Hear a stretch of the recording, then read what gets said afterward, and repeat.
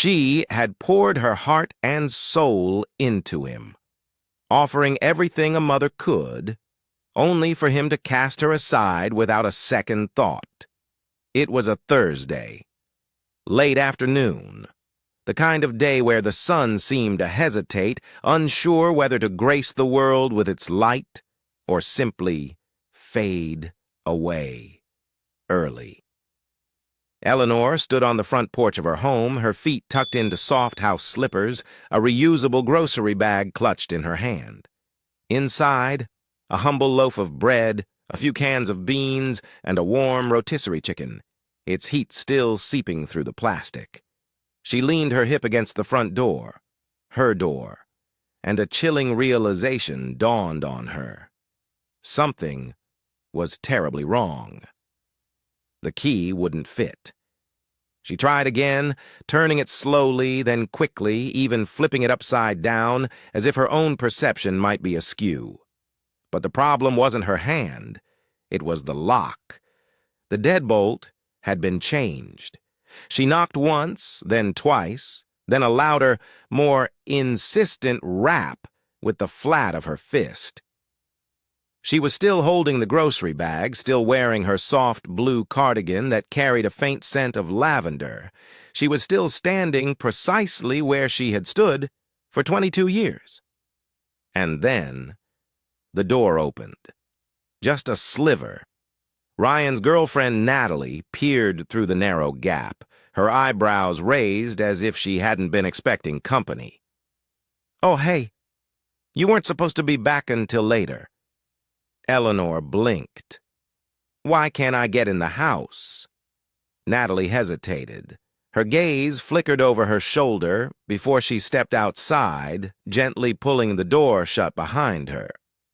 "I think Ryan was going to talk to you about that." "Talk to me about what?" "You don't live here anymore." Silence descended, heavy and absolute, like a dropped brick. Eleanor clutched her grocery bag tighter, suddenly unsure what to do with her trembling hands. Her chest constricted. "What did you just say?" Natalie offered a nervous, faint smile. It was the kind of smile people use when they're desperately trying to pretend everything is perfectly normal. "Look, it's just paperwork stuff, nothing personal. Ryan said you agreed to transfer the deed." What?" "He said you signed a few weeks ago. Remember all those documents at the kitchen table?" Eleanor stared, and slowly a chilling clarity began to click into place. The forms. The way Ryan had so easily dismissed her questions, telling her it was just housekeeping, that they needed to get things in order, that this will protect the house if anything happens to you. She had trusted him. She had trusted her son. And now, her hands were trembling uncontrollably. Natalie didn't wait for more questions. She slipped back inside, muttering something about needing to call Ryan. The door shut again, the lock clicking back into place. Eleanor stood there for a full minute, then 5, then 10. Nobody opened the door again, and she didn't knock. She walked down the steps slowly, that rotisserie chicken still tucked under her arm like a sleeping baby. She didn't know where she was going, but she knew with absolute certainty that she wasn't going back inside. But Ryan hadn't just taken her house. He had taken something far deeper. And Eleanor was about to remember exactly who she was.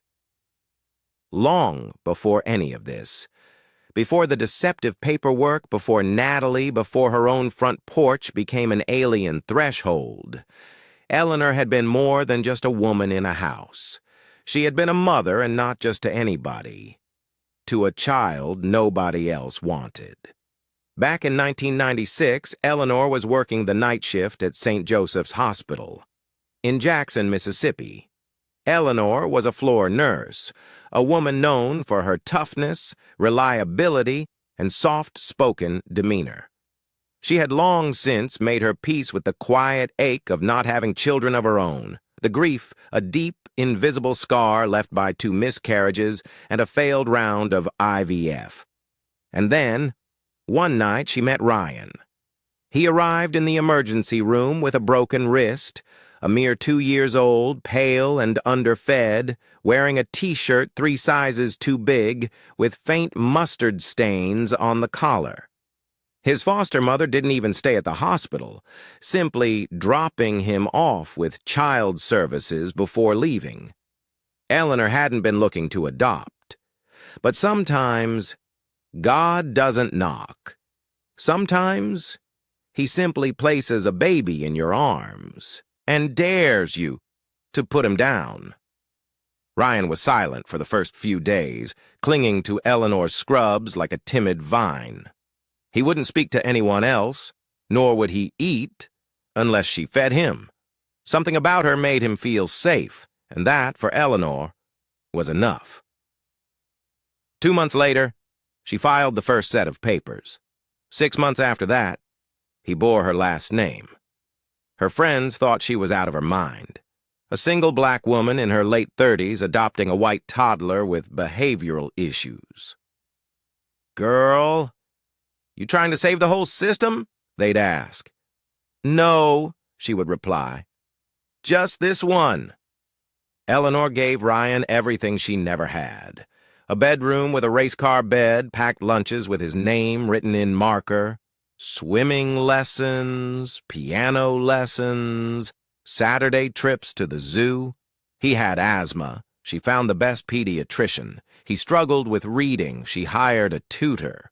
She even taught him how to braid hair using his action figures so he'd know how to care for a future daughter. She made him write thank you notes after Christmas, and she never once missed a parent-teacher conference. Yet, not everything was perfect. As Ryan grew older, things began to shift. By middle school, he started asking questions. "Why do I look different from you? Why do people stare at us in the store? Why does everybody think I'm adopted?" Eleanor always answered with the same unwavering words. "Because you are, but that doesn't mean you're not mine." He never fully accepted it.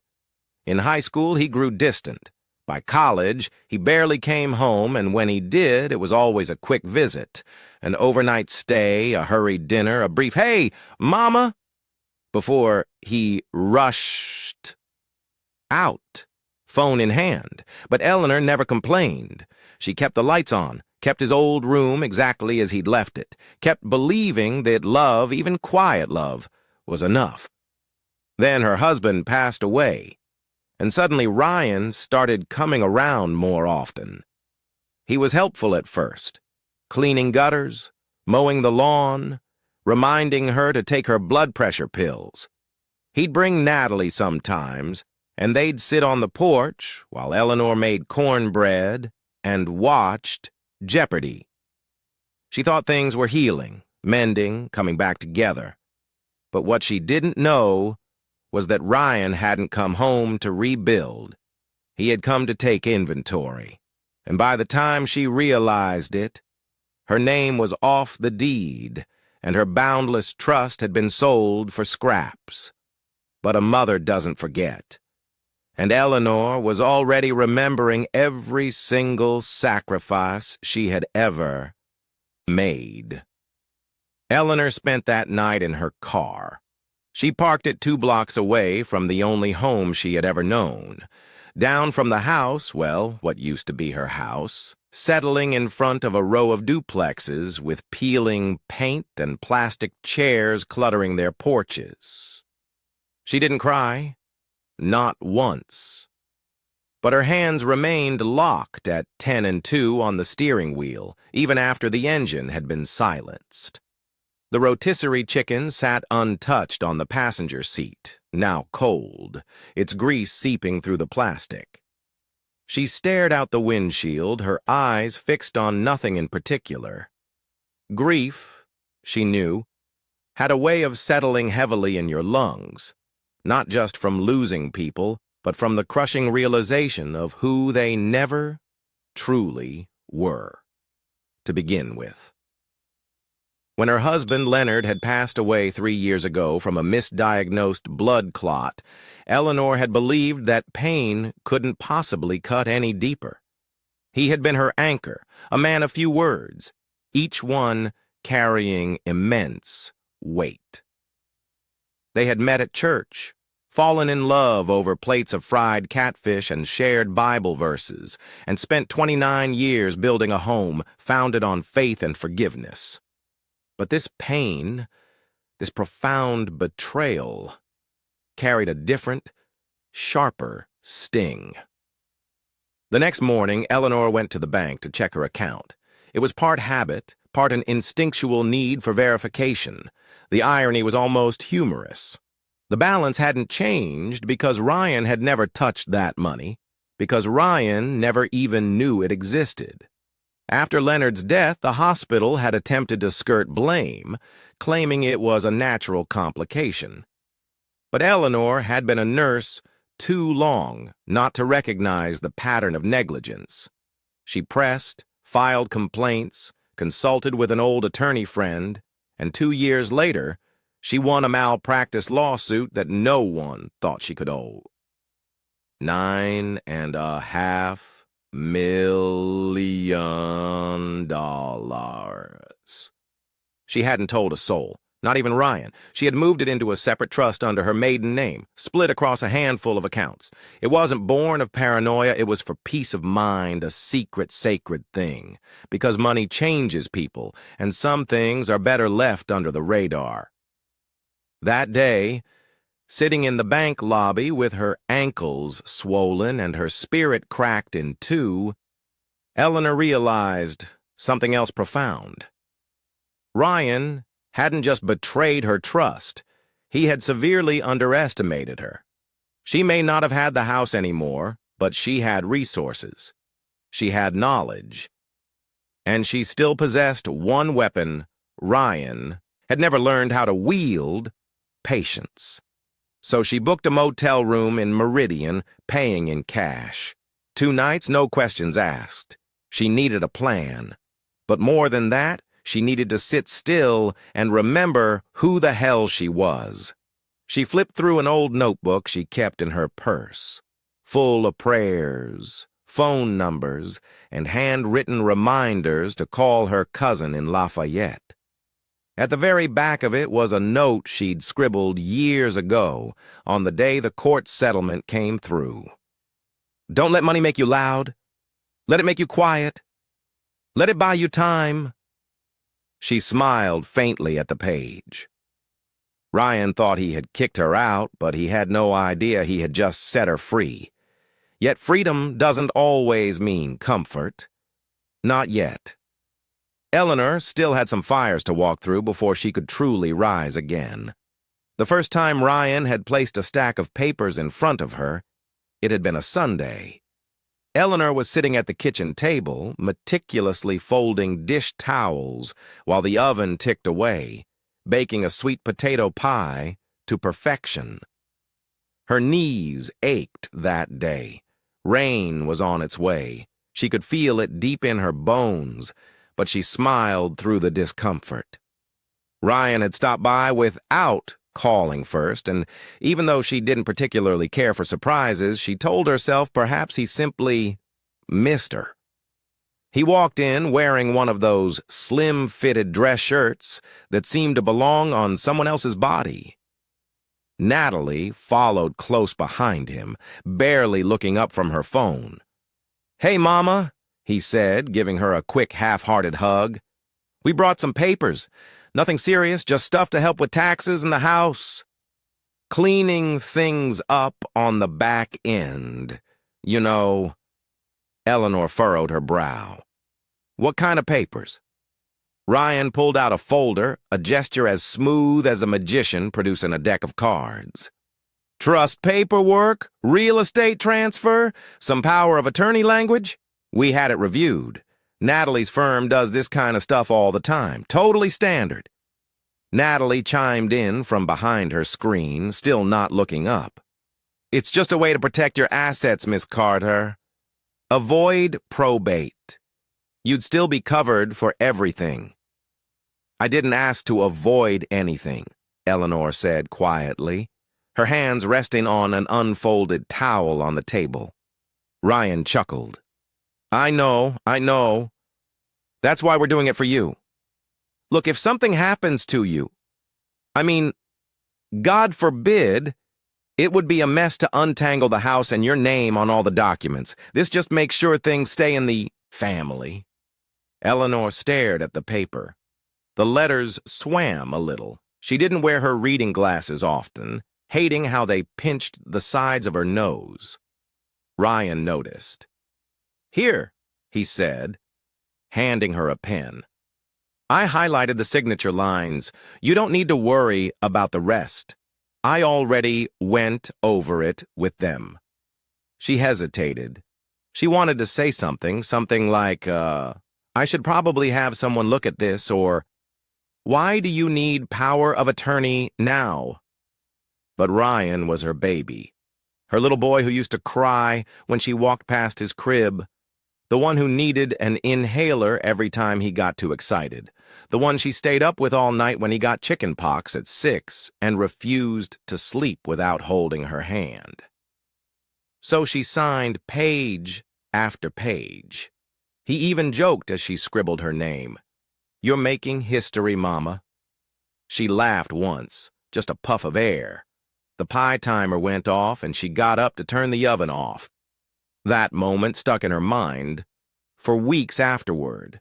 The mingled scents of cinnamon and burnt sugar, the definitive click of the pen cap shutting, the smile on Natalie's face that felt just a little too satisfied. She didn't know it then, but that afternoon was the last time she'd ever truly sit at that kitchen table. The next visits were shorter. Ryan started showing up with bank statements and investor friends she didn't care to meet. He was always busy, always talking about flipping properties, building portfolios, how her home was just equity waiting to be unlocked. He even started calling her Eleanor in front of Natalie. That was new. And one day, while she was watering the petunias in the front yard, she overheard Natalie say, once we close on this one, we'll be set for the next 5 years. Place. We can finally get that apartment in Dallas. That was the moment Eleanor started packing a small bag, just in case. She tucked away her Bible, her passport, the last photograph she had of Leonard, and her notebook with the banking information for the settlement she had never breathed a word of to Ryan. Her body didn't move as fast as it once did, but her mind... It was still sharp enough to know when love had curdled into something unrecognizable. Yet, Eleanor hadn't come this far just to watch everything she had built disappear without a fight. Not without reminding Ryan whose name he had so carelessly signed away. The day Ryan called her a guest in her own home, Eleanor didn't utter a single word. It was a Wednesday, sometime after lunch. She had just finished vacuuming the living room, a chore she still preferred to do herself, even though her niece often scolded her for it. Dust didn't care about age, and Eleanor believed in a clean house no matter who was watching. Ryan walked in, sunglasses still perched on his head, earbuds dangling around his neck. Natalie trailed behind him mid-conversation with someone over Bluetooth. They didn't speak to Eleanor at first, simply walked right past her as if she were the cleaning lady. Then Ryan paused, turned around, and said casually, "Hey, next time you use the Dyson, can you empty it out? We've got people coming to see the place this weekend." Eleanor blinked. People. Realtors. Just to get a feel for the value. Market research. He chuckled, as if she'd asked if he was moving to the moon. "Not yet. Just thinking ahead. Got to explore all our options, right?" She stood up straighter. "Our options?" That's when he said it. "You're a guest now, Mama. It's still your space, of course, but Legally, well, you know how it is. Her hand tightened around the vacuum handle. She didn't say anything. Didn't scream, didn't cry, just nodded once. A single deliberate gesture. That night, she packed her small bag for real. She didn't take much, just what she needed. That Bible, her notebook, 2 dresses, 1 pair of sneakers, and her wedding band, which she hadn't worn since Leonard passed, but still kept in a little pouch by her bedside table. Ryan didn't ask where she was going. Natalie didn't care. They had what? They wanted, or so they thought. Eleanor checked into a budget motel on the other side of town, near a truck stop and a gas station that always had flickering lights. The bed creaked when she sat down and the heater wheezed like it had asthma. But it was hers, and it was quiet. She sat at the tiny desk and opened her notebook. There was a number she had kept in there for 14 years, belonging to a woman named Doris, who used to work at a nonprofit that helped older women navigate housing law. Doris had helped her once when a tenant in her rental property tried to sue her over a plumbing issue. She dialed the number. It rang once, then twice, then disconnected. She sighed. Then she remembered CJ, Clarence, CJ Bell, Leonard's friend from the old neighborhood, a lawyer, long retired but sharper than a whip and twice as stubborn. She hadn't spoken to him in years, but she picked up the phone anyway. It rang 6 times before a tired, raspy voice answered. "This better be Jesus or trouble." Eleanor smiled. "Maybe it's both." "Evie?" "Yeah, it's me. I need to talk to you." But CJ didn't need much convincing. Real friends remember when someone shows up with a casserole after your surgery, and he'd been waiting for a call like this. CJ met her at a diner just off I-20 the next morning, the kind of place that still served coffee in heavy ceramic mugs and called everyone Hon, whether they were 5 or 85. He looked older than she remembered, with more white in his beard now, and his eyes a little glassier. But he still had that same thick brow and dry humor that made people think twice before lying to his face. "You look like hell," he said, sliding into the booth across from her. Eleanor offered a faint smile. "Good morning to you, too." He took a sip of his coffee, black. No sugar, no cream. Just like Leonard used to take his. "All right," CJ said, setting the cup down. "Tell me everything. Don't skip. Don't soften. Just lay it out." So she did. She told him about the forms Ryan made her sign, the way he changed the locks, the callous guest comment, Natalie, the realtors, the false smiles. CJ listened without interrupting once. When she was done, he leaned back and let out a long sigh. He tricked you? Played you? But he made one big mistake. "What's that?" "He forgot who raised him." Eleanor looked down at her napkin. "I signed the deed over, CJ." "Yeah, but signing under false pretenses? That doesn't mean it's legal, especially if you weren't fully informed or he misrepresented the documents." She raised an eyebrow. "You think we can take him to court?" CJ grinned. "Evie, I could take him to court in my sleep." She laughed, but there wasn't much humor in it. "I'm tired, CJ. I'm not trying to destroy him. I want my home. And I want to look at myself again and not feel like a damn fool." CJ nodded slowly. "Then let's not destroy him. Let's teach him something." They spent the next 2 hours going over everything. What she signed, what dates she remembered, the conversations she could recall. Eleanor had written most of it down in her notebook anyway, even before she thought she'd need it. The habit of an old nurse. Document everything. CJ told her what to expect next, what kind of lawyer he'd connect her with, how they'd file a petition to investigate whether the transfer was fraudulent, and what to do if it escalated to court. Then Eleanor said something she hadn't told anyone else. "I've got money, CJ." He blinked. "You mean a little saved up?" "No, I mean real money, settlement money from the hospital. $9.5 million. CJ nearly dropped his mug. Jesus. I never touched it. Didn't want Ryan knowing. Didn't want anyone knowing, really. CJ shook his head slowly. You've been sitting on $9 million and letting this boy run circles around you. I didn't want money to change the way I loved him, she said, barely above a whisper. CJ didn't answer right away, just stared at her, then reached across the table and touched her hand. It didn't, he said. He changed all on his own. Eleanor looked out the window at the highway in the distance. Her reflection in the glass looked older than she felt.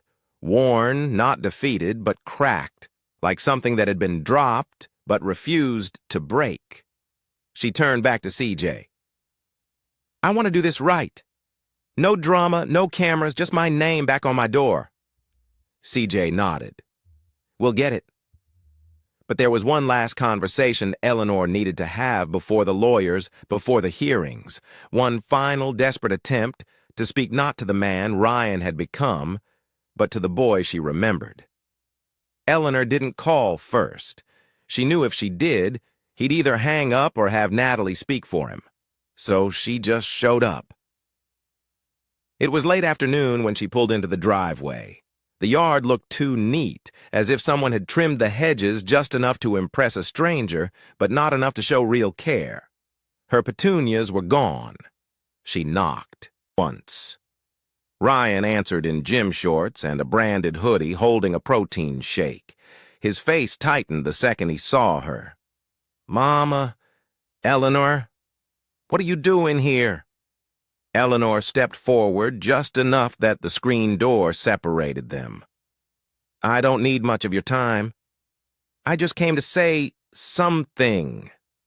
He looked back over his shoulder, probably checking if Natalie was home, then sighed and stepped onto the porch.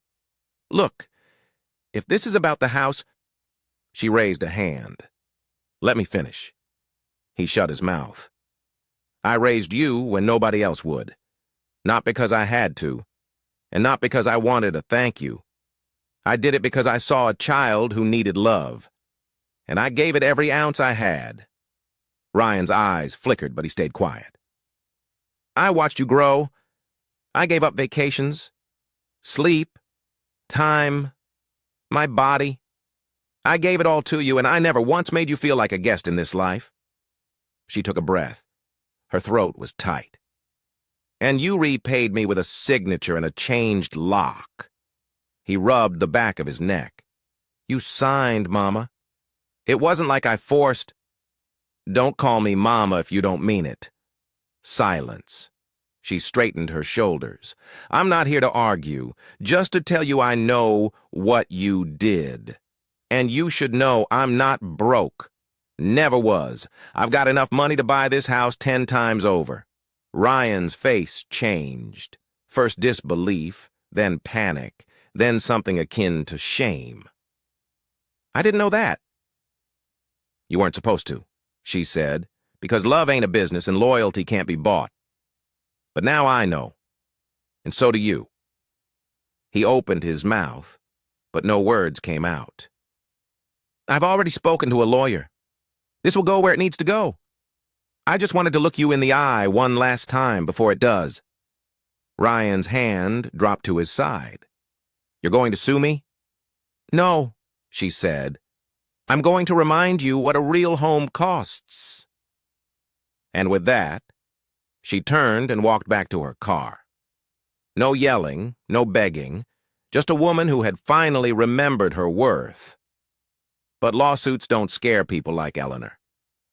What truly scares them is seeing the person they underestimated rise stronger than ever.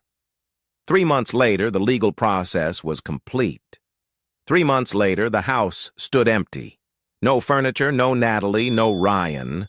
The new owner, a retired school teacher from Lafayette, remarked that the place felt heavy when she first walked in, as if it had been through something profound, and indeed it had. CJ had moved swiftly. The fraud petition passed through the court quicker than expected. The judge didn't even blink after reviewing the documents and testimony, stating that Eleanor had clearly been misled, and the transfer occurred under questionable, possibly manipulative circumstances. Ryan never showed up for the hearing. He had already left the state. Natalie returned to Dallas without him. Eleanor didn't smile when she heard this. She didn't laugh. She just exhaled, a long, slow release, as if something had been holding its breath inside her, and it could finally let go. She didn't move back in, though. Too many memories, too many ghosts of quiet betrayals and Sunday dinners that now felt like rehearsals for an exit. Instead, she took her money, her full, untouched inheritance, and did something no one expected. She bought 3 homes in Pascagoula, Mississippi. Not grand ones, not flashy, just enough. She transformed them into safe housing for women over 60 who had been evicted, displaced, or abandoned by their families. She named the small program Len's Place after her late husband, saying it was the kind of thing he would have done if he'd lived long enough to retire. The first resident was a woman named Alma, 74 years old, kicked out by her grandson when she couldn't babysit full-time anymore. The second was Darlene, whose own daughter sold her house while she was in rehab for hip surgery. Eleanor cooked Sunday meals for them all. Sometimes they watched game shows. Sometimes they simply sat on the porch and swapped stories about who had hurt them and who they had survived. Eleanor never needed to explain her own story. They saw it in the way she carried herself, calm, steady, unapologetic. CJ still visited now and then, especially when paperwork piled up. He joked about putting her on a billboard, the woman who turned betrayal into a blueprint. Eleanor would laugh and wave him off. I just did what my mama taught me. You don't fold when you're cornered. You pray, you plant your feet, and you protect your peace. But Eleanor knew the fight wasn't ultimately about a house. It was about not letting a single act of betrayal define the life she had built with her bare hands. 1 year later, Eleanor sat on the back porch of Len's place with a cup of tea and a fleece blanket draped over her lap. The sky above Pascagoula was streaked with orange and gold, the kind of sunset that made silence feel like a hymn. Alma was upstairs crocheting. Darlene was in the kitchen, humming to herself while she cleaned collard greens. And Eleanor, for the first time in a long while, felt still. Not busy, not angry, not hurt. Just still. A letter arrived in the mail that morning. No return address, just her name written in handwriting she hadn't seen in almost a year. Inside was a note. I messed up. I see that now. I don't know if I'll ever be able to make it right, but I wanted you to know. Know why I did it the way I did. Maybe I thought I was owed something. Maybe I just never understood what you gave me. I don't expect you to forgive me, but I wanted to say it. You didn't deserve what I did. I hope you're okay, Ryan. Eleanor read it twice. Then she folded it neatly and placed it in the back of her Bible. Not because she planned to forget, but because some things are meant to be remembered without being relived. She didn't write him back. She didn't need to. Forgiveness, to her, wasn't about letting him off the hook. It was about freeing herself from the grip of what he'd done. She knew something now that she hadn't known then. You can love someone fully, raise them right, give them your everything, and still lose them. Not because of who you were, but because of who they chose to be. And that's not your shame to carry. Eleanor leaned back in her chair as the crickets began to tune up their evening song. She closed her eyes and breathed deep, the kind of breath that fills more than lungs. It filled memory. It filled meaning. A home wasn't just a roof, it was the people under it, and she had built a new one from scratch. No paperwork needed.